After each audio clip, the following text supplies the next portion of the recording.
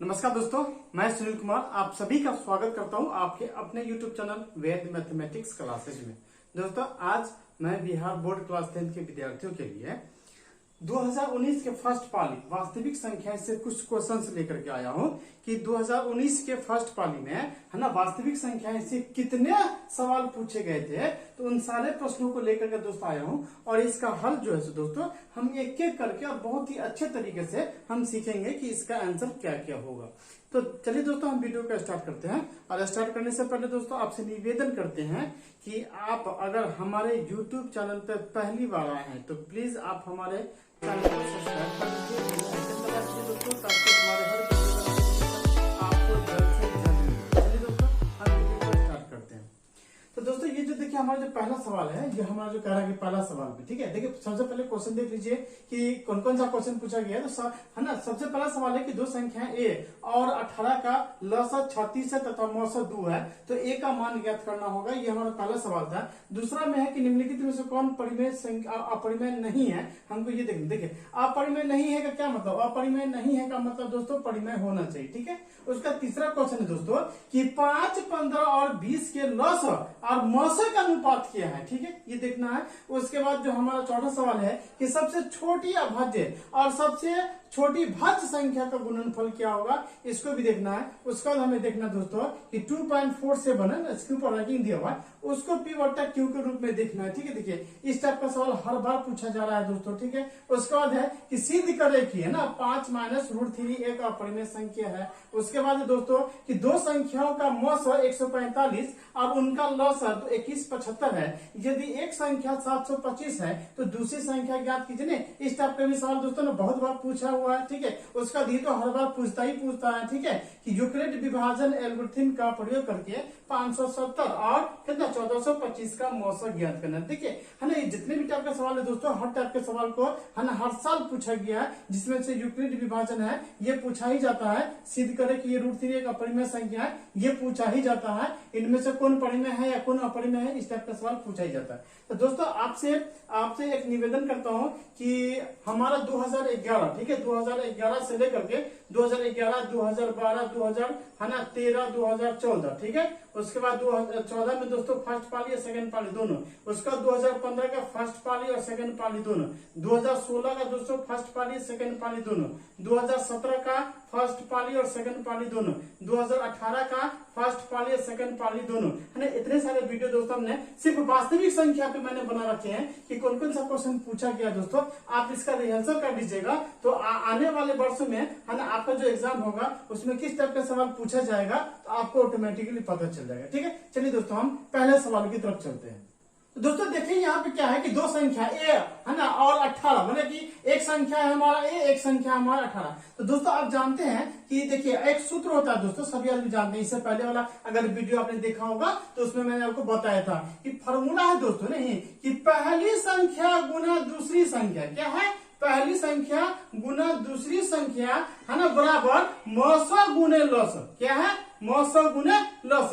तो देखिए पहली संख्या कितना है ए, दूसरी संख्या कितना है 18, ठीक है। चलिए मौसा कितना दोस्तों 2 और लसा कितना दिया हुआ है 36, ठीक है। देखिए 18 दूना 36 तो कट जाएगा, तो यहाँ ए बचा ना, तो ए का मान कितना हो जाएगा 2 दूना 4, यही तो सब आंसर था, ठीक है। तो मतलब जो हमारा दूसरी संख्या है वो कितना हो जाएगा 40 का आंसर हो जाएगा, ठीक है। मतलब ए का मान हमारा आंसर हो जाएगा, ठीक है। चलिए दूसरा सवाल है कि निम्न में से कौन अपरिमेय नहीं है। तो देखिए ये तो हमारा परिमेय है, √24 भी हमारा परिमेय है, √35 भी हमारा है ना अपरिमेय है, ठीक है। और 121 जो है 121 का वैल्यू 11 निकल जाता है, मतलब ये अपरिमेय नहीं है। तो यही हमारा क्या हो जाएगा दोस्तों अपरिमेय, है ना, अपरिमेय नहीं होगा, ठीक है। उसका देखिए तीसरा में बताया जा रहा है कि 5, 15 और है ना 20 का मौसा और लसा निकालिए। देखिए तो क्या कीजिएगा दोस्तों, अगर मान लीजिए कि 5, 15 है ना, देखिए 5 है, उसके बाद 15 है, उसके बाद कितना 20 नहीं, तो 5 का निकालिएगा तो 5 × 5 हो जाएगा। अब 15 का निकालिएगा तो 5 × 3 हो जाएगा। अब 20 का निकालिएगा तो 5 × 2 × 2 होगा, ठीक है। तो एचसीएफ दोस्तों क्या हो जाएगा, एचसीएफ जो तीनों में मिल जाए यही हमारा एचसीएफ हो जाएगा, 5 हो जाएगा, ये हो जाएगा आंसर।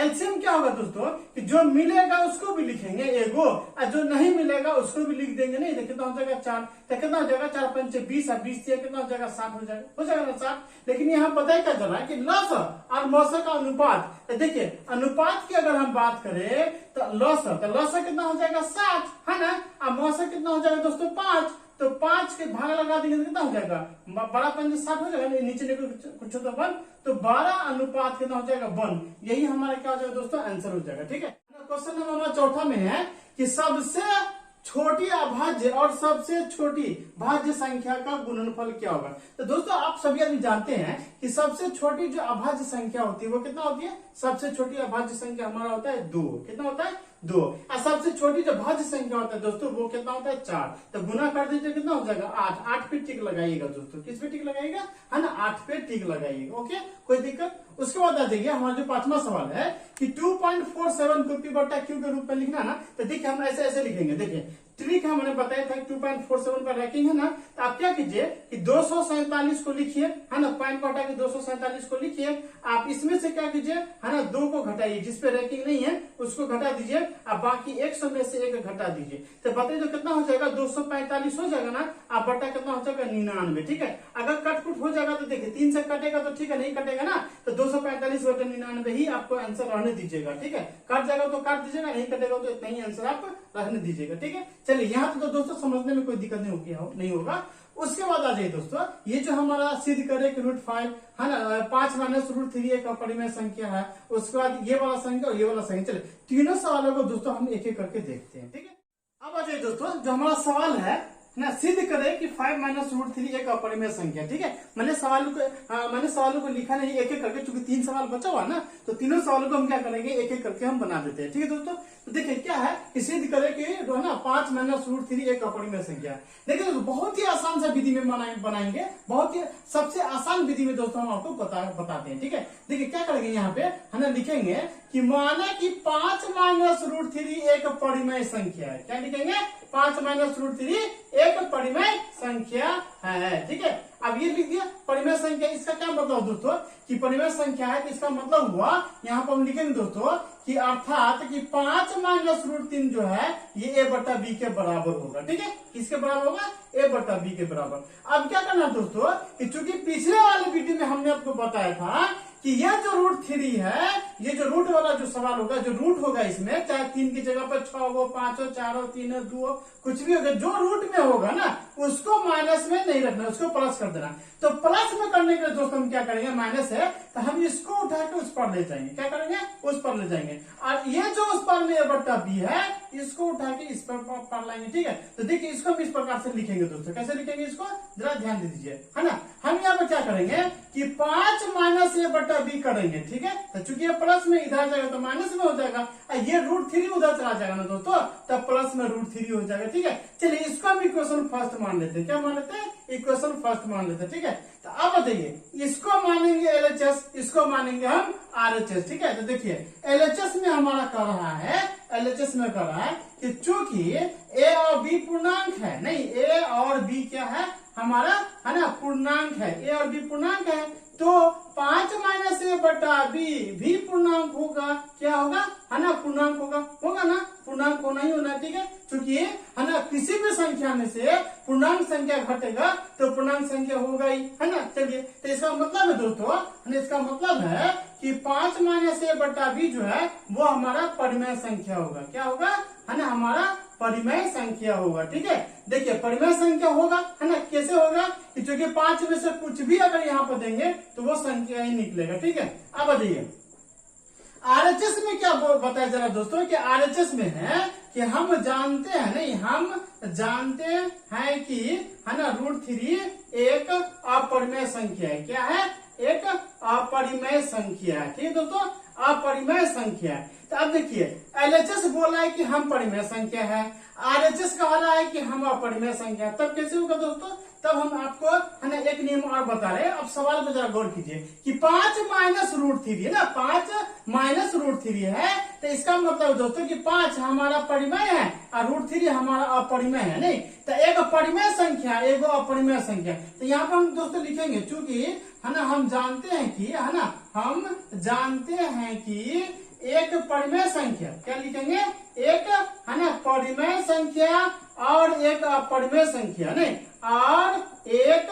है ना अपरिमेय संख्या, क्या लिखेंगे, एक अपरिमेय संख्या का है ना अंतर, क्या लिखेंगे दोस्तों, है ना अंतर। क्यों लिखेंगे, क्योंकि यहाँ पे माइनस है इसलिए अंतर देंगे। अगर प्लस रहता तो हम यहाँ पे योगफल देते, क्या देते, योगफल देते। अगर गुना के रूप में रहता तो वहां पे हम गुणनफल लिखते, क्या लिखते दोस्तों, है ना गुणनफल लिखते हैं। ठीक है, इस तरीके से याद रखिएगा। क्योंकि यहाँ पे माइनस है तो हम क्या लिखेंगे, अंतर। हमेशा है ना, हमेशा अपरिमेय संख्या ही होता है, क्या होता है दोस्तों, है ना अपरिमेय संख्या ही होता है। ठीक है, हम लिखेंगे यहाँ पे कि अतः है ना कि 5 माइनस रूट 3 भी अपरिमेय संख्या होगा, क्या होगा, अपरिमेय संख्या होगा। ठीक है दोस्तों, चलिए इसे बहुत ही आसान तरीके से लिखिए। अब देखिए इसमें क्या दोस्तों कि 5 माइनस रूट 3 वाला है ना, इसमें आप इस टाइप का सवाल बना सकते नहीं, 5 प्लस रूट 3 वाला, 3 माइनस रूट 5 वाला, 3 प्लस रूट 5 वाला, 6 प्लस रूट 2 वाला,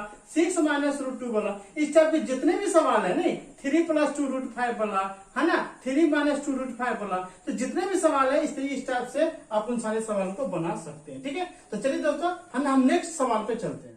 अब आ जाइए दोस्तों, जो हमारा ये सब 2 सवाल जो बच गया है, चलिए इन दोनों सवालों को है ना एक एक करके हम अच्छी तरीके से देख लेते हैं। देखिए 2 संख्याओं का मौसा दिया हुआ, मौसा 145 दिया हुआ है और उनका लौसा दिया हुआ है 2175। ठीक है, अब देखिए एक संख्या दे दिया हुआ है 725, तो पूछ रहा है कि दूसरी संख्या ज्ञात कीजिए ना, दूसरी संख्या। तो चलिए दोस्तों हम इस तरीके से लिख सकते हैं ना, मान लेते हैं कि माने कि दूसरी संख्या x, माना कि है ना दूसरी संख्या बराबर x मान लेंगे, दूसरी संख्या बराबर अगर हम x मान लेते हैं, तो देखिए पहली संख्या तो आपको मिला हुआ है, नहीं पहली संख्या कितना आपको दिया हुआ है, 725 दिया हुआ है। अब मौसा दोस्तों कितना दिया हुआ है, मौसा दिया हुआ है 145, नहीं और लौसा भी दिया हुआ है दोस्तों, कितना दिया हुआ है 2175 दिया हुआ है। देखिए तो जब पहली संख्या दूसरी संख्या मौसा और लौसा दिया हुआ हो तो हम एक ही को सूत्र लगाएंगे, वो क्या है, हम अभी भी जस्ट बताए हैं कि पहली संख्या, नहीं पहली संख्या गुणे दूसरी संख्या, क्या लिखेंगे, दूसरी संख्या बराबर एचसीएफ इंटू एलसीएम। नहीं